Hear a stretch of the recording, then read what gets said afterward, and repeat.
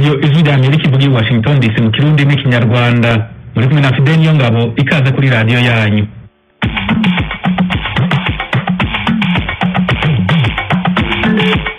Tubereye ku makuru yo mu karere k'ibiyaga binini.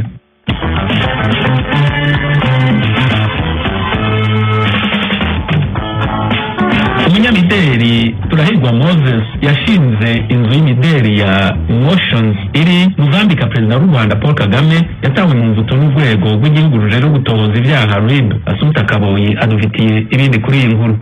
Umuvugizi w'urwego rw'igihugu rushinzwe ubugenzacyaha RIB yatangarije Ijwi ry'Amerika ko Bwana Turahirwa Moses akurikiranyweho icyaha cyo guhindura ibyanditswe mu rupapuro rw'inzira. Urwego rushinzwe abinjira n'abasohoka mu Rwanda rwemeje ko rutigeze rutanga iriya pasiporo. Ikindi cyaha cyaje kwiyongeraho yaketsweho gukoresha ibiyobyabwenge. Umunyamategeko ukorera mu Rwanda utashatse ko amazina yatangazwa yatangaje ko yamenye iyi nkuru. Hari ifoto yagaragaye iyo pasiporo ya kopi ya pasiporo hariho inyuguti ya F bigaragara ko yahinduye igitsina yabaye umudamu aho kuba umugabo. Icyaha ntabwo ari uko yita umugore cyangwa umugabo, icyaha ni uko yafashe urupapuro yafashe pasiporo itangwa n'inzego n'ubundi n'urwego rwa leta rufitiye ububasha akagaragaza ko hari ibyo yahinduyeho kandi adabifitiye ububasha. Iyo hari ikintu kiri buhindurwe kuri pasiporo icyo ari cyo cyose gihindurwa n'urwego rubifitiye ububasha arirwo rwego rwatanze pasiporo. Bivuga ko yatangiye gukurikirana Turahirwa nyuma y'uko ku mbuga nkoranyambaga hagaragara inyandiko z'imyirondoro y'ivuguruzanya. Hari aho zimwe muri izo nyandiko za pasiporo ye zamugaragazaga ko ari umugore kandi ubundi azwi ko ari umugabo. Ijwi ry'Amerika ntiryabashije kwemeza bidasubirwaho inkomoko abanditse izo nyandiko cyangwa se ukuri kwazo. Gusa urwego rushinzwe abinjira n'abasohoka mu Rwanda rusobanura ko rutatanze pasiporo yanditswe ko ari umugore. Bivuga ko ibyo yikurikiranyeho Turahirwa Moses ntabwo bihuriye n'ibyagiye bimuvugwaho mu minsi ishize ku mbuga nkoranyambaga. Ibyakurikiranyweho gukoresha impapuro mpimbano, gukoresha ibiyobyabwenge ntaho bihuriye n'amahitamo ye, ntaho bihuriye, hatagira ushaka kubihuza kuko ariya mashusho yigeze kugaragara hanze. Hakozwe iperereza riza kugaragaza ko nta kimenyetso kigaragaza ko ayo mashusho ari we wayishyiriye hanze, kandi ibyo kurikiranywe ntaho bihuriye n'uko yiyumva n'amahitamo ye. Bamwe mu babanye na Turahirwa baganira n'Ijwi ry'Amerika bagaragaje ko bababajwe cyane n'ifungwa ry'uyu munyamideli. Umwe ni umuhanzi Mani Martin, ni umuhanzi w'umunyarwanda utuye mu mujyi wa Kigali. Moses numva ngiye gufungwa ko ari ikintu kibabaje cyane kubera ko ibikorwa bye ni ibikorwa nyine bifitiye uruganda rwacu umumaro munini cyane n'u Rwanda muri rusange. Numva rero nyine ko bibabaje cyane kuba afunze. Ku ruhande rwanjye Moses njyewe nzi nk'umuhanzi sinsanzwe muziho nk'umuntu wakoye ingwenda nk'inyandiko mpimbano ku buryo mbonye iriya pasiporo cya kintu cyangwa pasiporo cyo kuri social media naketse ariko ari ubuzima bwo kuri social media. Mbona abantu benshi bakora nyine ibintu kuri social media bidasanzwe mu buzima busanzwe. Mugenzi we Kabano Franco nawe twavuganye ari i Kigali asanzwe akorana n'abanyamideli bo mu Rwanda ndetse no mu mahanga. Yumvikanisha ko azi Turahirwa kuva yatangira umwuga we. Ndamuzi akiri ushaka kuba umumodo, ndamuzi akitangira kuba umudizayina, muri make ndamuzi abyiruka kugeza aho abereye Turahirwa igihugu cyose kizi. Nk'abantu baba mu gihugu gifite umutekano, icyo umuntu akoze icyo ari cyo cyose kitagendeye ku murongo w'igihugu bagomba gukurikiranwa. Ihungabana rero ntiryabura kubera ko imyumvire y'abantu ibitandukanye, ariko nibwira ko aho isi igeze buri wese yafungutse. Iyo habaye ikibazo mu bantu mukorana ureba ikintu cyagiteye, barakurikirana icyabimuteye, barebe niba afite ihungabana, barebe niba afite ikibazo icyo ari cyo cyose cyatuma akora ibyo tutamenyereye. Umuvugizi wa RIB atangaza ko icyaha cyo gukoresha inyandiko mpimbano Turahirwa akurikiranyweho kiramutse kimuhamya ahanishwa ingingo ya 126 y'itegeko riteganya ibyaha n'ibihano. Muri iyo ngingo handitsemo ko umuntu wese uhimba inyandiko cyangwa gukoresha inyandiko mpimbano cyangwa umuntu wese ku bw'uburiganya wandikisha ibintu bidahuye n'ukuri aba akoze icyaha. Iyo bihamijwe n'urukiko ahanishwa igifungo kitari munsi y'imyaka 5 ariko kitarenze imyaka 7 n'ihazabu y'amafaranga miliyoni 3 ariko atarenze miliyoni 7 cyangwa kimwe gusa muri ibyo bihano. Asumta Kaboyi, ijwi ry'Amerika i Kigali. Muri Repubulika ya Demokarasi ya Kongo, General Jeff Nyaga yari umuyobozi w'ingabo z'umuryango wa Afurika y'ubuseruko EAC yaratanze imihoho. Ibindi kuri iyi nkuru na Jimmy Shukrani bakomera. Bwa mbere akigera mu mujyi wa Goma, General Jeff Nyaga yarahiriye abaturage bawo ko nta na rimwe ingabo z'inyeshyamba za M23 zigera ziwufata cyangwa ziwusatire. Icyo gihe M23 yarwanaga n'ingabo za Kongo FARDC mu misozi ya Kanyamasoro na Kibumba, uduce turi mu birometero 14 gusa mu majyaruguru y'umujyi wa Goma. Mu ibaruwa yo kwegura yagiye habona, uyu mujenerali ukomoka mu gihugu cya Kenya yavuze ko impamvu nyamukuru ari ukuntu bamwe mu bayobozi ba Repubulika ya Demokarasi ya Kongo bamushyiraho igitutu no kumukanga kubera ikibazo cy'umutekano muke ukomeje kugaragara mu burasirazuba bw'igihugu. Mu ibaruwa kandi yumvikanishije ko nta na rimwe abayobozi ba Kongo bigeze bagirira icyizere ingabo za EAC. Mu nama y'abakuru b'ibihugu ba EAC yabereye i Bujumbura mu Burundi kuri tariki 4 z'ukwezi kwa kabiri gushize k'uyu mwaka, Perezida Felix Tshisekedi wa Kongo yari yamenyesheje General Jeff Nyaga ko agomba gukora ibishoboka byose amahoro n'umutekano muri Kongo bikaboneka nk'uko misiyo bahawe bisobanura. Iyo nama y'i Bujumbura kandi yabaye mu gihe abaturage bo mu burasirazuba barimo bigaragambya mu mijyi ya Goma, Beni na Butembo bavuga ko ingabo za EAC ntacyo zibamariye. General Jeff Nyaga ubwo yari mu kiganiro n'abanyamakuru mu mujyi wa Goma tariki 22 ukwezi kwa kane mu cyumweru gishize, yemeje ko yiteguye kumena amaraso yaharanira ko amahoro arambye yagaruka mu ntara ya Kivu ya ruguru. Icyo gihe manda ya mbere y'amezi 6 y'ingabo za EAC yari imaze kurangira. Kwegura gutunguranye kwa General Jeff Nyaga kwakiwe mu buryo butandukanye muri Kongo. David Karambi Fati, umuyobozi wa kominoti y'abatutsi mu ntara ya Kivu ya ruguru, avuga ko kugeza ubu ntacyo abakongomani bashobora kwicuza ku kwegura kwa Jeff Nyaga. Kwegura kuri umuyobozi w'ingabo za East African General Major Nyaga, ziriya ngabo turaziyambaza ariko nta n'icyo zitumarira. Urebye ukuntu abaturage b'amoko yose bahuze hano, bakava i Rucuru, bakava i Masisi, bakava Nyiragongo, bakaba bari mu maka deplacés internes ziri hano muri uyu mujyi wa Goma no mu nkengero zawo. Icyo twari dutegereje kuri izi force ni umwaka twazibonyeho kuko nta bisubizo twabonyeho. Naho kuri Thomas Dakemuiti, umuyobozi wungirije wa société civile ku rwego rw'igihugu muri Kongo, agira ati: General Jeff Nyaga ni umugabo kandi uzi gukora, yabonye ko ibyo yategetswe gukora bitarimo gushoboka, ubwo rero ahisemo kwegura ku mirimo ye ibintu bitaraba bibi. Twese turazi ko manda ya mbere ya EAC rwose ntacyo yagezeho, kandi EAC yaje muri Kongo mu rwego rwo kugarura amahoro n'umutekano. Rero Jeff Nyaga we abonye bidashobotse ahisemo kwegura. Ibi ni nabyo abandi bose bagakwiye kugenderaho, cyane cyane abayobozi b'umuryango wa Afurika y'Iburasirazuba. Kandi abaturage ubu ngubu icyo dukeneye cyangombwa ni ukubona ingabo za EAC zijya ku rugamba zikarwana. Ubu mu burasirazuba bwa Kongo harabarirwa ingabo z'umuryango wa Afurika y'Iburasirazuba EAC zigera ku 3,000 zaturutse mu bihugu bya Kenya, Sudani y'Epfo, Uganda no mu Burundi. Jimmy Shukrani bakomera, ijwi ry'Amerika, i Goma. Turacyari kumwe na radio yanyu ijwi ry'Amerika, tugeze kuri wa mwanya w'ikiganiro iwanyu mu ntara. Iwanyu mu ntara. Tuyagire mwisanzuye kw'ijwi ry'Amerika. Ni kuva ku wa mbere gushika ku wa gatanu, kuva isaha 7 gushika isaha 9 z'umutaga. Iwanyu mu ntara, iwanyu mu ntara, iwanyu mu ntara.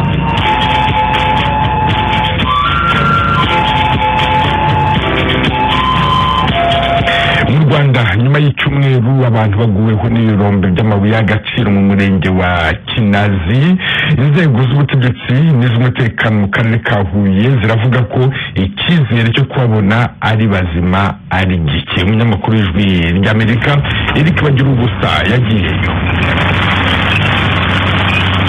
Imashini zisanzwe zimenyerewe mu bikorwa byo gukora imihanda ubu ziri mu bikorwa byo gushakisha abantu baguye mu kirombe cyacukurwagamo amabuye y'agaciro ni mu murenge wa Kinazi, Huye mu majyepfo y'u Rwanda.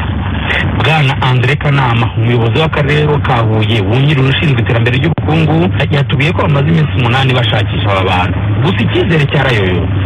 Birakomeye kuvuga yuko umuntu yakwashoringa abantu icyizere nyuma y'icyumweru, imbaraga nyinshi zagiye zikoreshwa, ariko twajya kugera ku ntego nyamukuru tukagira ibyago tukabona ahantu haratengutse. kugira ngo nawe mwabibonye yuko amamashini amaze gukora ahantu hanini cyane. izi mashini uko ari enye ziriho zirakora akazi kugira ngo zishobore kugera ku mwobo nyirizina, bigaragara yuko abantu binjiriyemo. Icyizere rero navuga yuko nyuma y'iminsi 7 abantu bari mu butaka, dusanze hari ugihumeka byaba ari ibitangaza, ariko Imana buriya igenda ikora ibitangaza. Turizere ko wenda ko bavuga ko harimo n'amazi, ushobora gusanga wenda abantu batarabaye desesirasi. Gusa turifuza yuko Imana ikora ibikomeye tukabageraho, byibuze tukagira abo dushobora kurokora bakiri bazima. Ukinjira mu cyanya cyacukurwagamo amabuye y'agaciro cyose kigoswe n'inzego z'umutekano kugeza ku mukuru wa polisi mu ntara y'Amajyepfo. Hari ihema ryicaramo imiryango yabuze abayo bagera kuri 6. Madamu Maria Nyirabagenzi, hari abisenge neza be 2 bari mu gisimi kiri gutabururwa. Abana bacu bari ingirakamaro z'igihugu, abanyeshuri, abagabo bafite abagore barapfakaye, abana amashuri barayaretse, twakoresheje imbaraga zacu tubarihirira, none birangiye tubahombye. None rero agahinda karenda kuduteretse umutima. Iminsi ishize ari 7 twicaye hano, ingorane ni ugupfusha ntubone n'umurambo ngo uwuhimbure. Nta muturage usanzwe wemerewe kugera ahashakishwa baguye mu butaka. Hari abapolisi bashinzwe kubakumira no kumenya ikibagenza. Ku mpande hari abaturage babuze ayo bakera nayo bamira. Mushimiyimana Rebecca nawe afite umwana Aimable Mbonigaba wagwiriwe n'iki kirombe, ahorana ifoto ye yafashwe mu buryo bwa gakondo. Uyu mubyeyi yataye icyizere asaba kubona ifoto y'umwana we mu buryo bw'ikoranabuhanga ngo azayishyire kumva azamushyinguramo. Afite ifoto y'umwana wanjye urimo hano muri iki kirombe, mwayimfotorera nk'abayobozi. Akamfotorera ifoto nyine yenda ntazamubona, nkaba nayimushyiraho nyine akagaragara, abantu bakamubona turi umwana twari tumuzi ni uwacu. Kubikora gutyo kubera icyumweru tumaze hano, twaje hano kuwa 4, none uyu munsi akaba iminsi icyumweru kirenzeho umunsi. gusa banagira icyizere ko umwana kirimo. Ubutegetsi bwa Huye bwahakana ijwi rya Amerika ko buzi abacukuraga amabuye y'agaciro muri iki kirombe mu gihe cy'imyaka 4.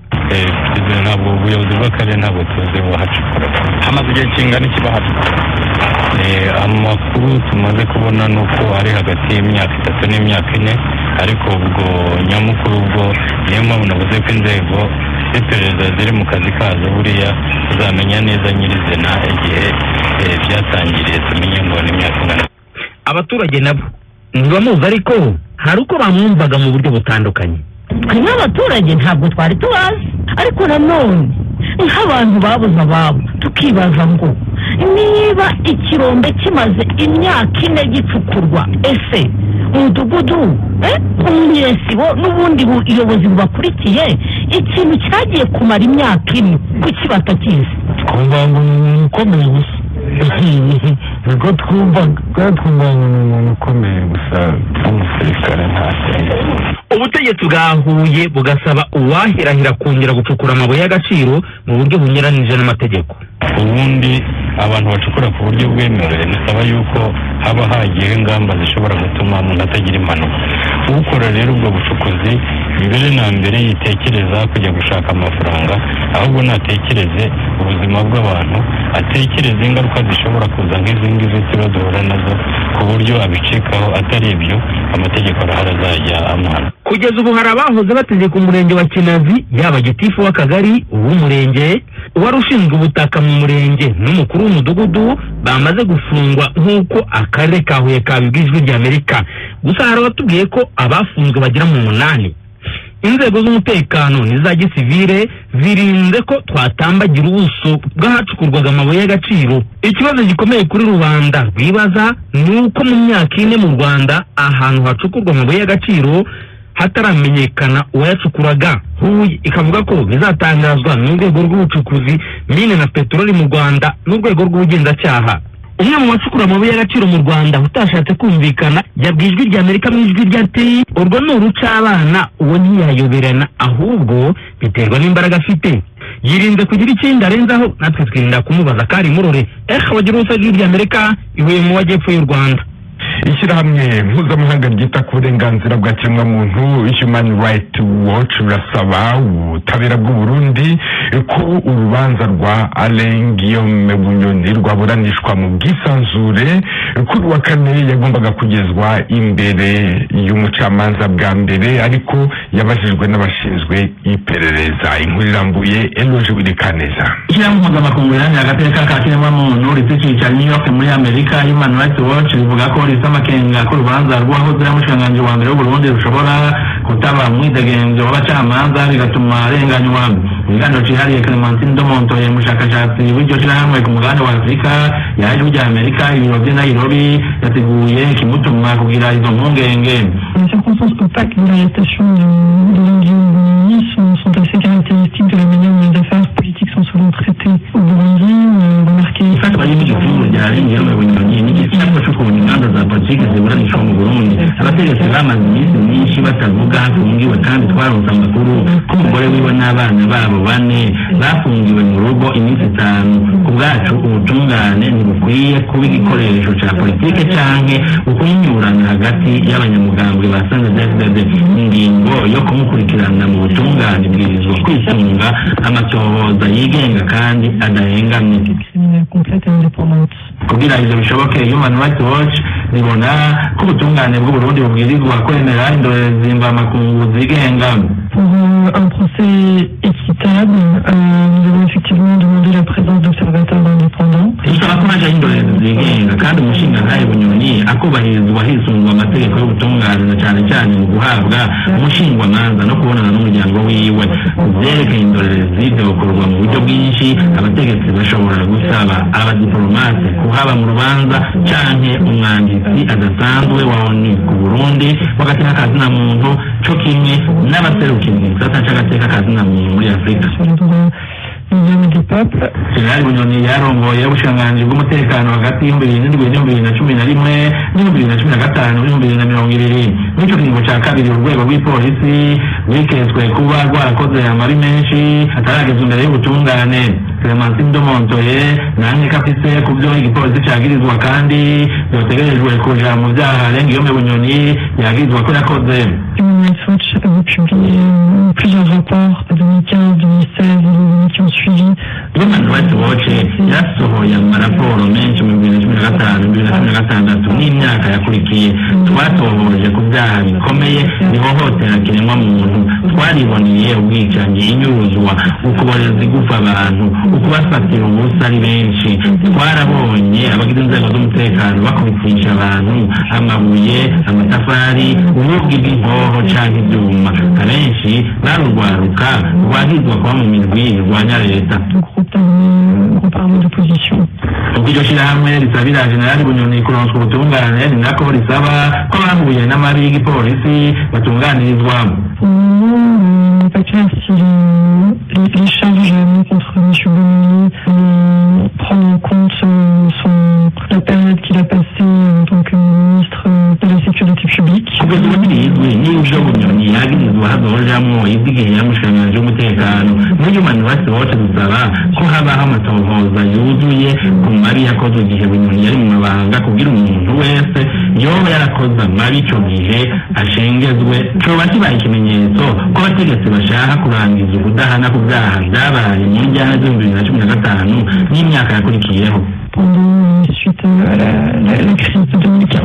Kuvuga rwa Twitter kuri wa gatatu imvura ya Bunyoni ubu itari mu gihugu yanditse ivuga ko ifatwa rya se ataho ritandukaniye n'inyuruzwa kubera atamutahe wo kumuhagarika wigeze ushirwa habona. Yanerekanye agashavu afise kubona umuvyeyi wiwe wundi n'abavukanyi biwe bane bamaze iminsi bugaranywe batemerewe kuva mu nzu. Mbega gatera soni kuri abo bose bari nyuma y'ibi bintu. Niko Darlene Bunyoni yanditse mu ndimi z'igifaransa n'icongereza. kuri uyu wa gatatu kandi umutambukanyi wa Bunyoni yarumvirijwe mu butungane akaba yaherekejwe n'umukuru w'umurwi CNDH hagati y'akazina muntu mu gihugu. Amasoko yacu mu butungane yari yavuze ko kuri uyu wa kane General Bunyoni nawe yaje kurenguzwa imbere y'umushingamanza wa Kizigenza wa Repubulika. Kugeza igihe twateguriye inkuru abamenyesha amakuru bagenzi bacu bari ku biro by'umushingamanza mukuru wa Repubulika batubwiye ko batari bwamubone, nyamara umurwi w'igihugu ujejwe hagati y'akazina muntu wari wabemereye ko abamuherekeza bari biteguye. Nyuma mw'ijoro hafi isaha 2 amasoko yacu mu gisagara c'ubutunzi yatubwiye ko uwahoze ari umushikiranganji wa mbere yumvirijwe mu biro vy'iperereza. N'umukobwa wiwe yasubiye ku rubuga rwa Twitter avuga ko agatera-soni kubona se yumvirizwa mu kinyegero mw'igendereza. Bamwe mu bakurikiranira hagufi idosiye bavuga ko bimwe mu vyariko arabazwa birimo ukuba yaranse kuja ku kirimba cagenewe abashikiranganji ba mbere, ugupangisha amazu yiwe ku bushikiranganji bw'umutekano yahoze arongoye hamwe n'ubugari mukuru w'igihugu. Ageze Manyicenge umuvugizi w'ibiro vy'umushikizamanza Kizigenza wa Repubulika na Sena ntanyuzwa ku munsi wa mbere mu biganiro c'abavugizi b'inzego za leta yari yavuze ko arenga Guillaume Bunyoni akurikiranwa ku vyaha vyo guhungabanya umutekano w'igihugu, guhungabanya ubutunzi bw'igihugu no kurondera inyungu z'akazi zidaciye mu mategeko. Hisunzwe igitabo c'amategeko mpanavyaha c'Uburundi, aramutse yagiriwe n'ibi vyaha General Bunyoni ashobora gufungwa kugera ku myaka 30. Eroje Wikaneza, Ijwi rya Amerika. mukomeje kumva radio Ijwi ry'Amerika ivugira Washington DC mu Kirundi n'Ikinyarwanda. Abahagarariye ibihugu byabo mu Rwanda n'amashyirahamwe mpuzamahanga basuye inkambi ya Mahama iri mu burasirazuba bw'u Rwanda kugira ngo birebere uko abayirimo babayeho. Abavuye muri Kongo barifuza ko ikibazo cy'umutekano wabo cyarangira bagataha. Inkuru ya Desire Hatungimana. Izo mpunzi z'abanyekongo baba mu kambi ya Mahama zatakambiye umushikiranganji ajejwe ubutabazi, abaserukira ibihugu vyabo mu Rwanda n'amashyirahamwe mpuzamakungu bagendeye kambi ya Mahama kuri uno wa kane kugira birabire uko izo mpunzi zibayeho. Zabasabye kuzigarukira kuko zifise ibibazo vyinshi, bimwe muri ivyo nibijanye n'uburezi.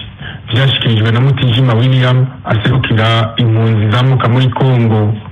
Icyambere dukeneye n'uburezi bufite ireme nk'uko mwabibonye, hari abana dufite bahunze mu minsi ishize ariko batari babona ubuyobozi bw'ishuri.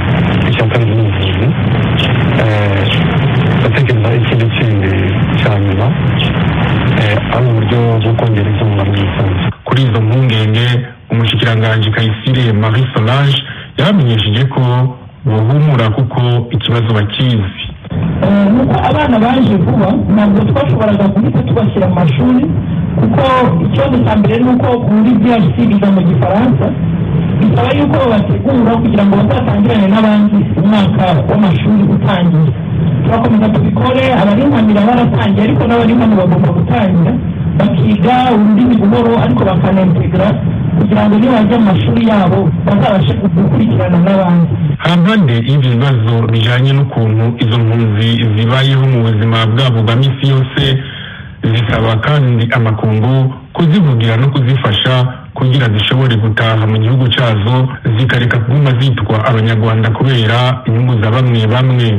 Icyo tubwira imiryango mpuzamahanga ko leta yatubizanye twaka uburenganzira bwo kuba abakongomani. Ni ikibazo n'abana babo bazabyara batagashobora gukemura kubera ni iwacu tutazifata, ni iwacu twabisana kandi n'ubutaka bwacu babuze uburenganzira bwo bwiyandikaho ku muntu bwabo. Ubutaka ni ubwacu, bwigarurwa n'abatari bene bwo, rero ibyo bazakora byose rero igihe kizagera isi yumva ikibazo cyayo dusubizwe ibyacu, duhabwe imitungo yacu cyane cyane ubutaka nk'abarazimyazi n'abo twashizeho bapfa buri munsi. Userukira igihugu cya Suède mu Rwanda yaramenyesheje ko ingorane ziri muri Kongo bazizi kandi ko bazikurikiranira hafi kugira ibibazo bihari bitorerwa umuti. We are also of course extremely concerned about the Abajwe ishinga cyane n'ubugizi bwa nabi muri kubarabera muri Repubulika ya Demokarasi ya Kongo, kandi ndi kumwe n'abagize umuryango w'ubumwe bwa Buraya twapfunditse ko aya makuru tuyashikana mu biro byacu bikuru ejo haheze. Twapfunditse ko tubijyana i Buruseli kugira ngo abantu bahabwe amakuru neza, ibi bitabandanya gutera intambwe n'ijya imbere. Umushikiranganji Kayisire arizera ko urwo rugendo rw'abaserukira ibihugu byabo mu Rwanda ruzofasha ibitari bike. Amenyesha ko ari nabo basanzwe bakorana ku munsi ku munsi.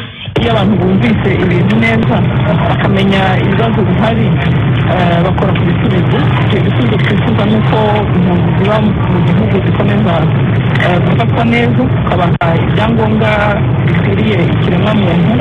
Ariko icya kabiri ni uko mu bisubizo birambye habamo no gufasha guhunguka ababyifuza. Impunzi z'abanyekongo rero zimaze igihe kinini cyane zibyifuza ariko bitaragerwaho, ubwo turizera yuko bari budufashe mu buvugizi kugira ngo nacyo kizagerwaho. Igihugu cy'u Rwanda kirimo amakamba 5 y'impunzi abarizwamwo abantu 126 n'amajana 129 nk'uko ibiharuro biva mu bushikiranganji bujejwe ubutabazi buvyerekana. Ikambi ya Mahama niri mu benshi bangana n'58,103 harimo abanyekongo barenga gato 19,000, abasigaye bakaba ari abarundi. Iyo kambi ya Mahama yubatswe mu mwaka wa 2015 yabayemo ubwa mbere abarundi bari bahunze umutekano muke warangwa mu Burundi inyuma y'abashatse gutembagaza ubutegetsi bw'umuhisi Petero Nkurunziza yahoze arongoye Burundi ku igenekerezo rya 13 kwezi kwa gatanu mwaka wa 2015. Kugeza ubu ubwo bushikiranganji mu byo bujejwe harimo impunzi bumenyesha ko abarundi 33,573 bamaze guhunguka kuva mu mwaka wa 2020. Umushikiranganji Kayisire Marie Solange akamenyesha ko bashimira leta y'u Burundi ukuntu ibandanya guhimiriza abahunze gutahuka. Desire Tungimana, Kigali, Ijwi ry'Amerika. Hano dusoreje aya makuru mu kiganiro iwanyu mu ntara. Mbashimiye kuba mwaduteze amatwi nk'uko mubikora buri munsi. Dukomeje gahunda yo gusigasira umuco karande n'ururimi gakondo, dore umugani w'uyu munsi: igitsure twitaguhatse kugira ngo niyo ndoro. Murangize icyumweru neza. Mwari kumwe na Venuste Nshimiyimana.